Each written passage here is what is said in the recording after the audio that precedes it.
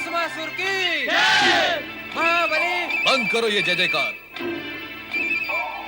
ये जय जयकार हमारे क्रोध को और भी भड़का देती है।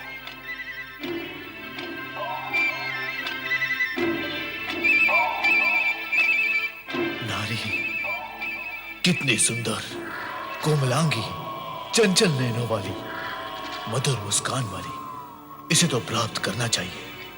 अब मैं जगत की सबसे सुंदर नारी को अपनी महारानी बनाऊंगा और ये जितने भी देवता ऋषि मुनि हैं, इन सबको समाप्त कर दूंगा।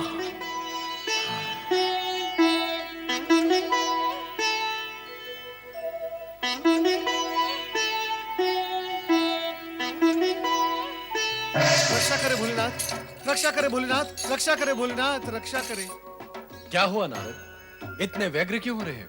ये सब आप ही की कृपा का दुष्परिणाम है भोलेनाथ। तो क्या अब हमारी कृपा से दुष्परिणाम भी होते हैं? अवश्य होते हैं, हुए हैं और हो रहे हैं भोलेनाथ।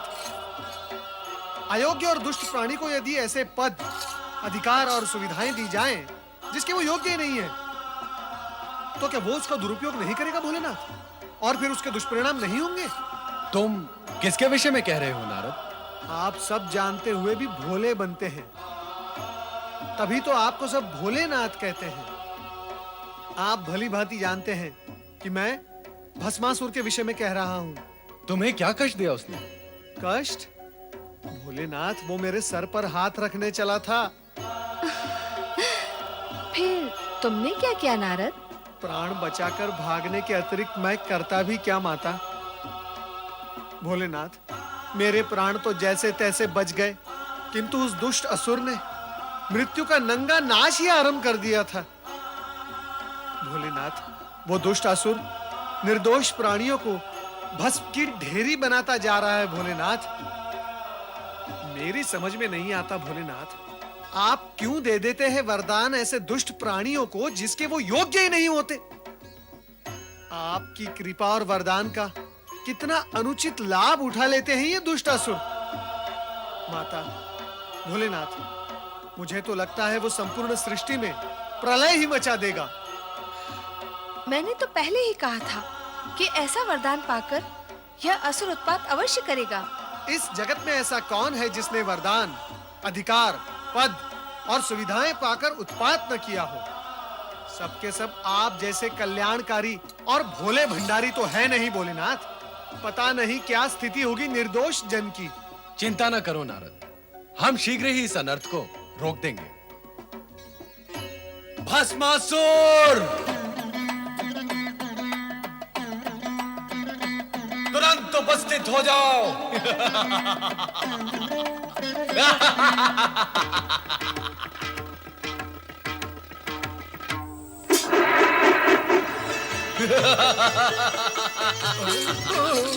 हे शिव शंकर, आपके दिए हुए वरदान का प्रयोग करके अत्यंत सुख की प्राप्ति हो रही है।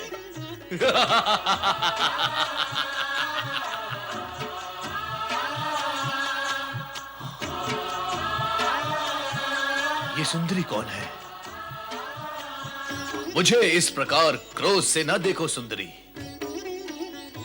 क्रोध में तो तुम और भी अधिक सुंदर दिखाई देती हो।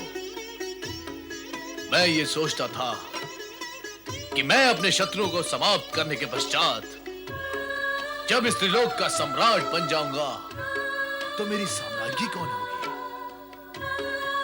परंतु तुम्हें देखने के पश्चात प्रश्न और सोच दोनों ही समाप्त हो गए।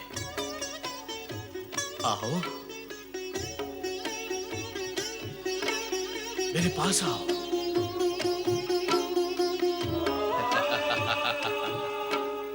मैं इंद्र को भस्म करके तुम्हें स्वर्ग के सिंहासन पे बिठाऊंगा।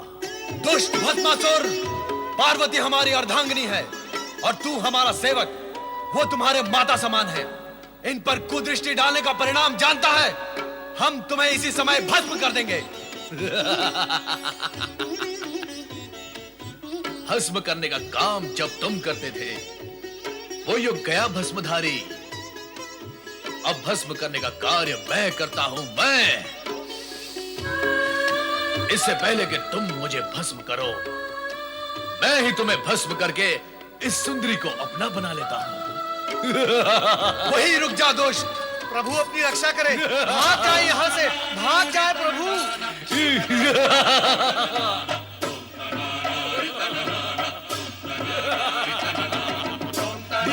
भस्मासुर,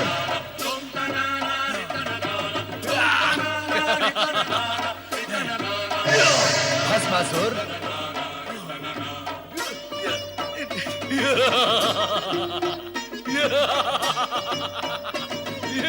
भस्मासुर,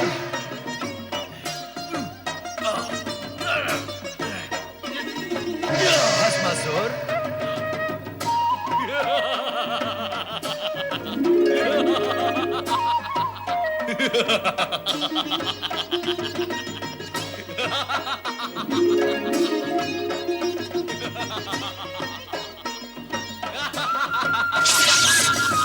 नारायण नारायण। अयोग्य प्राणी को अधिक अधिकार देने का परिणाम सदा दुखदाई होता है। देवेश्वर, आप ही से वरदान पाया है और अब आप ही को भस्म करने पर तुला हुआ है ये दुष्ट प्राणी। नारायण नारायण।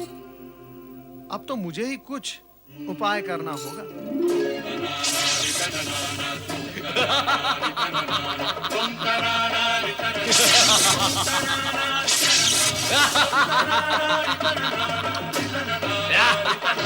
रक्षा करें प्रभु, श्री हरि प्रभु हमारी रक्षा करें। नारद, तुम पर क्या संकट आ पड़ा? नारद, आज तुम्हें रक्षा की आवश्यकता कैसे आन पड़ी? तुम तो संपूर्ण जगत की रक्षा की चिंता किया करते हो। माता, चिंता तो आज भी है, किंतु जगत की नहीं, जगत पिता की। अर्थात?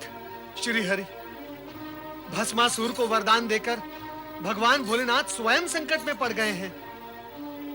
वो दुष्ट भस्मासुर भगवान भोलेनाथ के सिर पर हाथ रखकर उन्हें भस्म करना चाहता है। पर नारद, ये भी तो शिवलीला ही है। शिवलीला? श्री हरि, ये कैसी शिवलीला है जिससे प्राण संकट में पड़ जाएं? नारद, शिव ऐसी ही लीला करते हैं कि जगत के सारे प्राणी इस सत्य को जान और मान ले कि अयोग्य प्राणी को अधिक अधिकार और वरदान देने से जगत को दुष्परिणाम भोगने पड़ते हैं। किंतु इस समय तो आप उन्हें दुष्परिणाम भोगने से बचाएं। स्वामी, आपने सदा ही शिव पार्वती को संकटों और बाधाओं से उबारा है। आप शीघ्र ही उनकी सहायता करें। वो तो करनी ही होगी।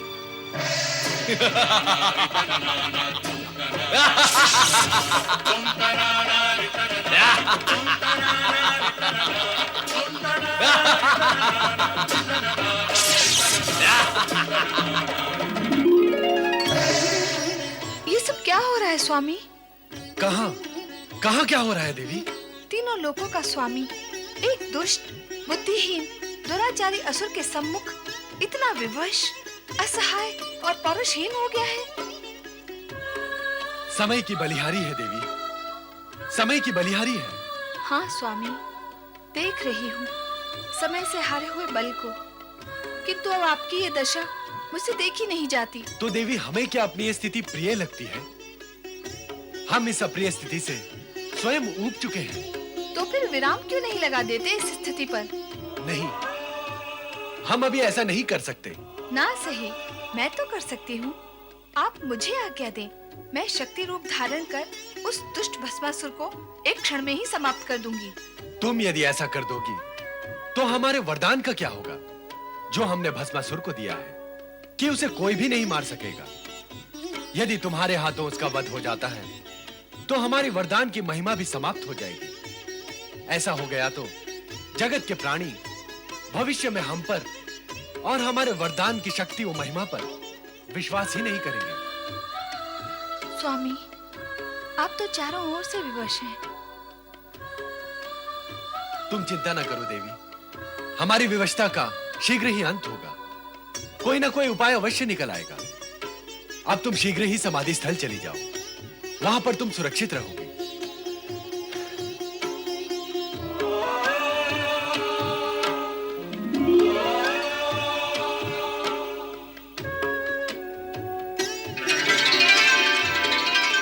कहाँ है शिव शंकर? कहाँ है महादेव?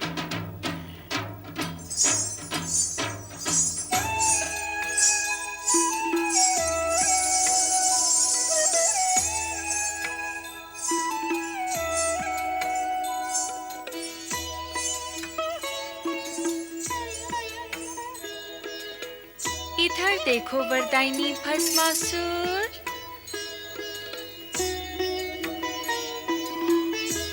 ध्यान से देखो।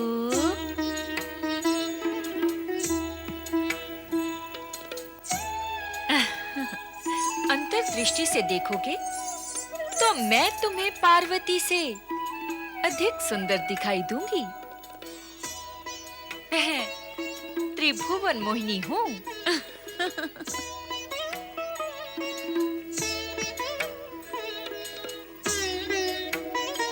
रूप और सुंदरता में मेरी बराबरी करने वाली अन्य कोई सुंदरी इस जगत में नहीं है। मुझे अपनी महारानी बनाकर जगत का सर्वोत्तम सुख भोगो भस्मासुर। मुझसे विवाह करके भस्म करने के इस झंझट से सदा के लिए मुक्त हो जाओ। तुम तो अनुपम सुंदरी हो। मैं तुमसे अवश्य विवाह करूंगा, इसी समय विवाह करूंगा। मैं भी यही चाहती हूँ और तुम भी यही चाहते हो। फिर विवाह में विलंब क्यों? विलंब तो तुम कर रही हो सुंदरी। मैं तो तुम्हें पाने के लिए आतुर हूँ। चलो विवाह करें।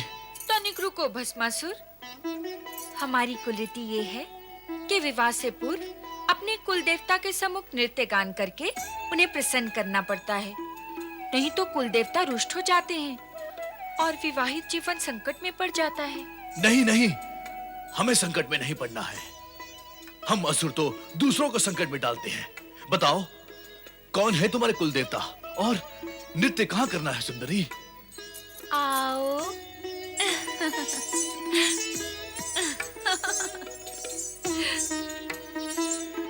ये वट वृक्ष हमारे कुल देवता हैं। तुम मेरे होने वाले पति हो। हमारी कुल रीति के अनुसार कुल देवता को प्रसन्न करने के लिए तुम्हें उसी भांति नृत्य करना होगा जैसे कि मैं करूंगी। बोलो, करोगे ना?